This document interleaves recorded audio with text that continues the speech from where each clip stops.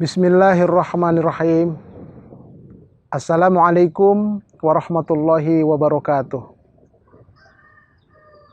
Alhamdulillahilladzi ja'alal mauta wal hayata liyabluwakum ayyukum ahsanu amala. Wassalatu wassalamu ala nabiyyina Muhammadin sallallahu alaihi wasallam wa ala alihi wa ashabihi wa man tabi'ahu ila yaumil qiyamah. Amma ba'd.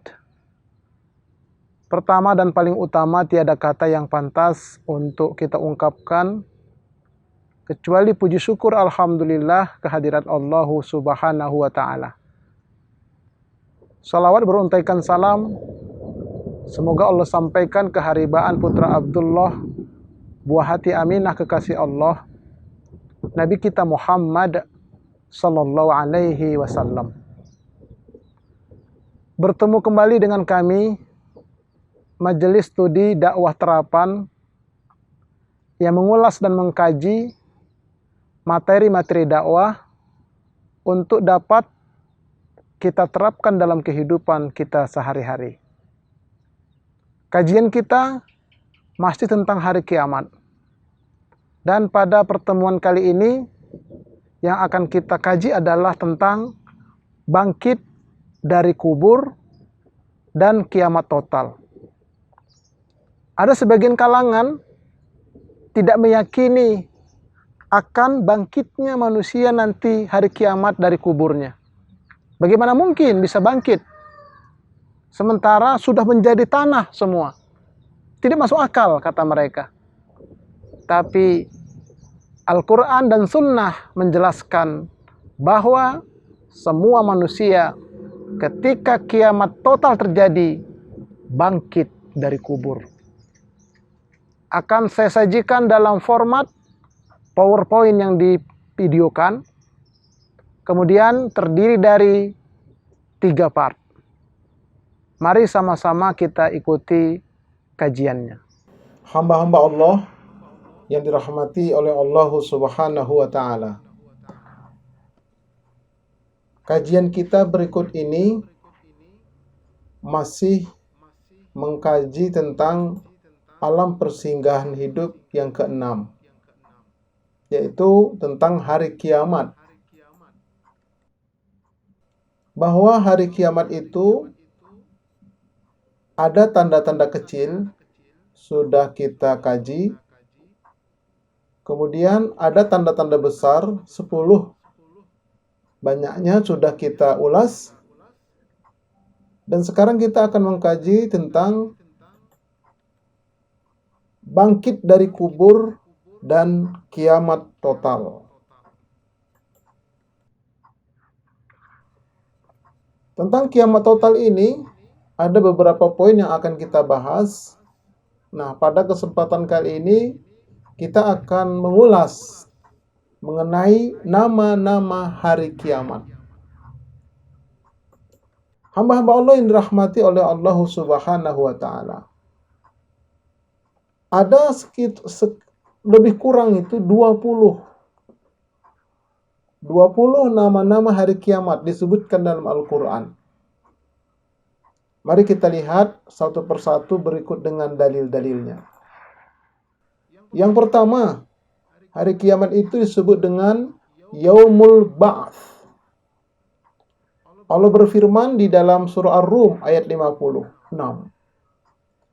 Bismillahirrahmanirrahim. Wa qala alladhina utul ilma wal imana laqad labithtum fi kitabillah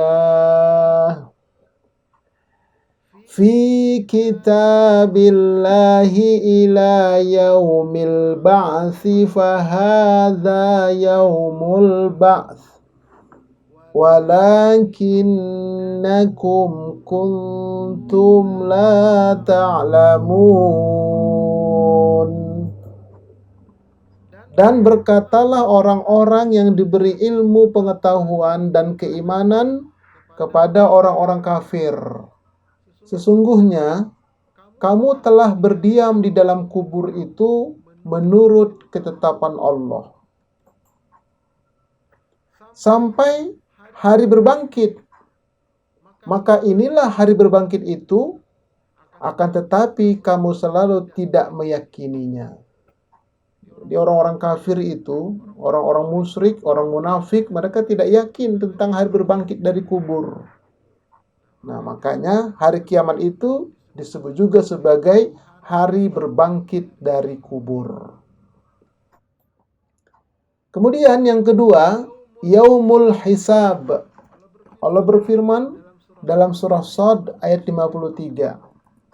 Bismillahirrahmanirrahim. Hadza ma tu'aduna liyaumil hisab. Inilah apa yang dijanjikan kepadamu pada hari perhitungan. Jadi hari kiamat itu disebut juga dengan hari hisab, hari perhitungan. Ya, perhitungan amal perbuatan manusia di muka bumi ini nanti akan diperhitungkan di hari akhirat. Yang ketiga, hari akhirat itu disebut dengan Yaumuddin. Allah berfirman dalam surah Al-Fatihah. Bismillahirrahmanirrahim. Maliki yaumiddin. Yang menguasai hari pembalasan. Jadi Yaumuddin itu artinya hari pembalasan. Maknanya hari akhirat. Itu yang ketiga. Kemudian yang keempat, Yaumul Hasrah. Dalam surah Maryam ayat 39 Allah berfirman, Bismillahirrahmanirrahim. Wa anzirhum yaumal hasrati idh qudiyal amru wa hum fi ghaflatin wa hum la yu'minun. Dan berilah mereka peringatan tentang hari penyesalan, yaitu ketika segala perkara telah diputuskan, sedangkan mereka dalam keadaan lalai dan tidak beriman. Jadi Yaumul Hasrah adalah hari penyesalan. Siapa yang menyesal? Bagi mereka yang tidak beriman, yang tidak beramal soleh, yang berbuat kekafiran, kemunafikan, dan seterusnya, maka disebutlah sebagai Yaumul Hasrah, hari penyesalan, yaitu hari kiamat. Itu yang keempat. Yang kelima, As-Sa'ah. Dalam surah Ghafir ayat 59 Allah berfirman, Bismillahirrahmanirrahim. Inna sa'ata la'atiyatul la raiba fiha walakinna aktsaran nasi la yu'minun. Sesungguhnya hari kiamat pasti akan datang. Tidak ada keraguan tentangnya, akan tetapi kebanyakan manusia tidak beriman. Jadi hari kiamat itu disebut juga dengan sa'ah, yaitu hari kiamat. Ini yang kelima. Kemudian yang keenam, Yaumut Tanad. Allah berfirman dalam surah Ghafir ayat 32. Bismillahirrahmanirrahim. Wa ya qaumi inni akhafu alaikum yaumat tanad. Wahai kaumku, sesungguhnya aku takut kepada kalian pada hari saling memanggil.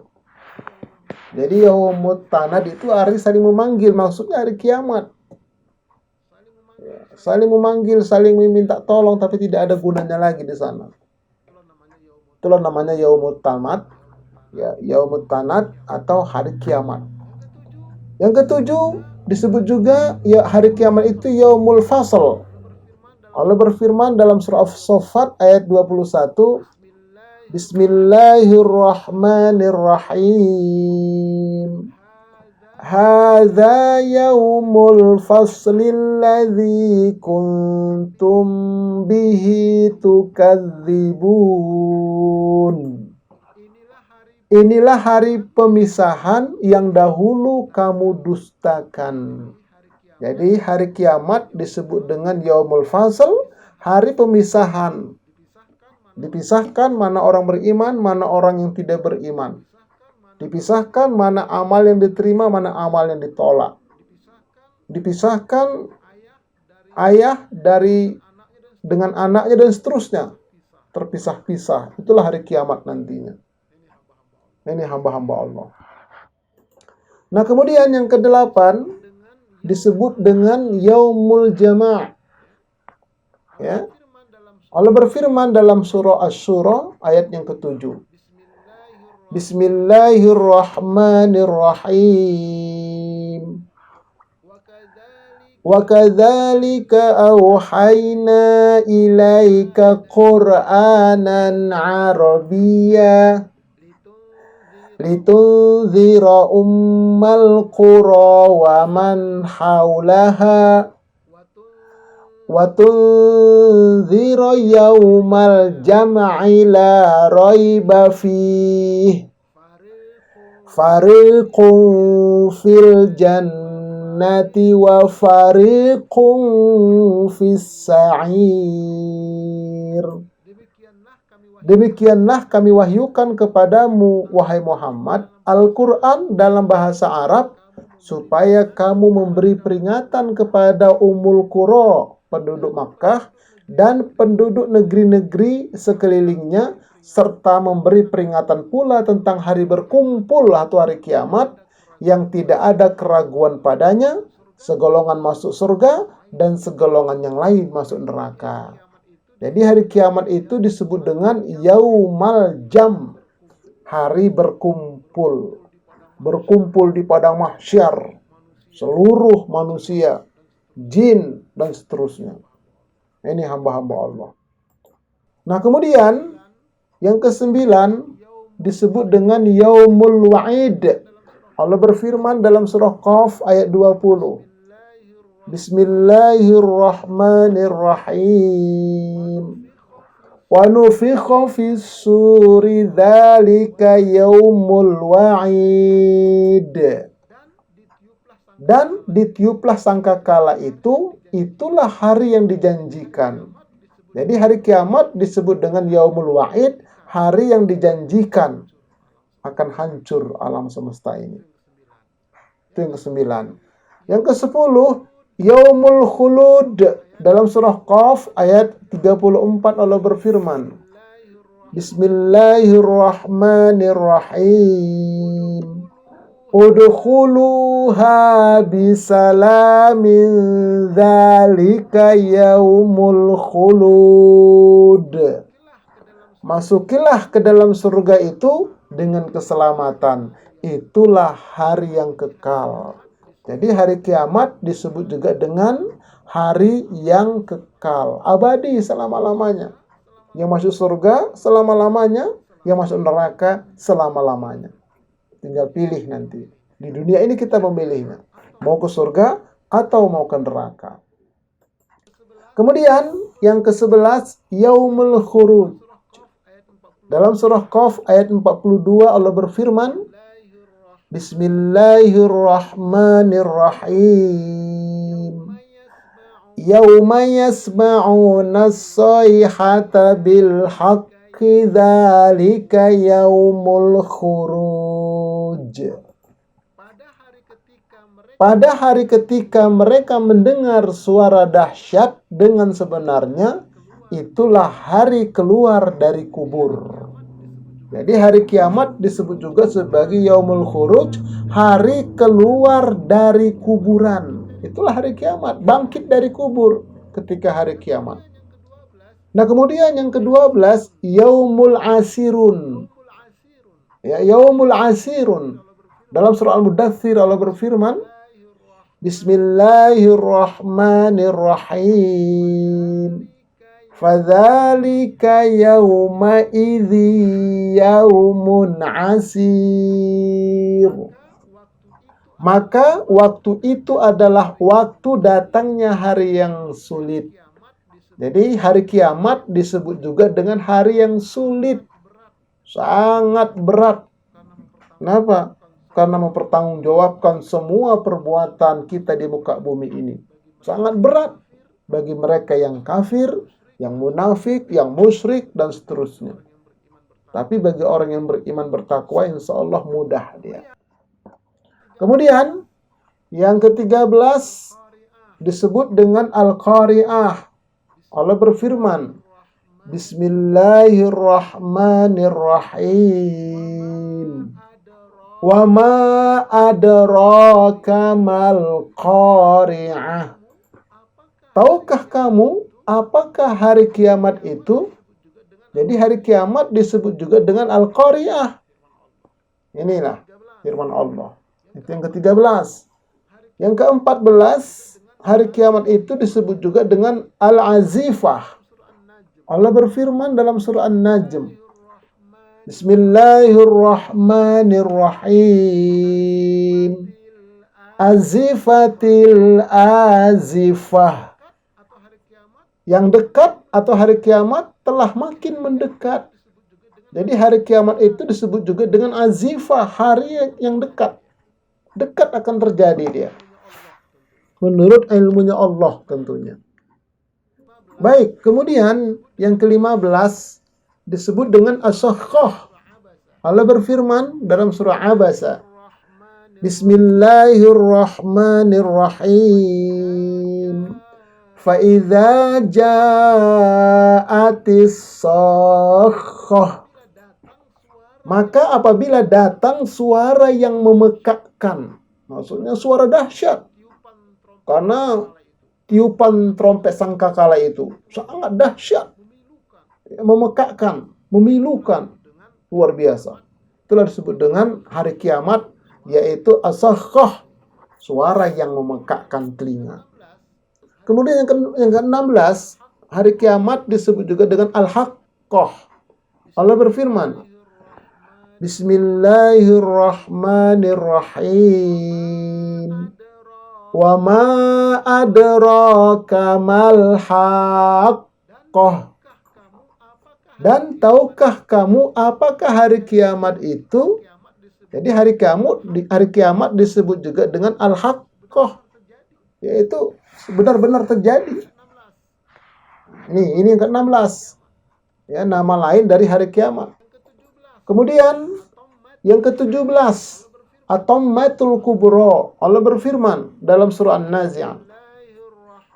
Bismillahirrahmanirrahim. Fa'idha ja'atit tammatul kubra. Maka apabila bencana yang sangat besar, hari kiamat itu telah datang. Jadi tammatul kubra, bencana yang sangat besar. Terjadi gempa yang sangat dahsyat. Air laut meluap, gunung-gunung meletus, bintang berjatuhan. Itu disebut dengan tammatul kubra, bencana yang sangat besar. Itulah nama lain dengan hari kiamat. Yang ke-17. Yang ke-18, hari kiamat disebut dengan al-waqi'ah. Allah berfirman, Bismillahirrahmanirrahim. Idza waqa'atil waqi'ah. Apabila terjadi hari kiamat.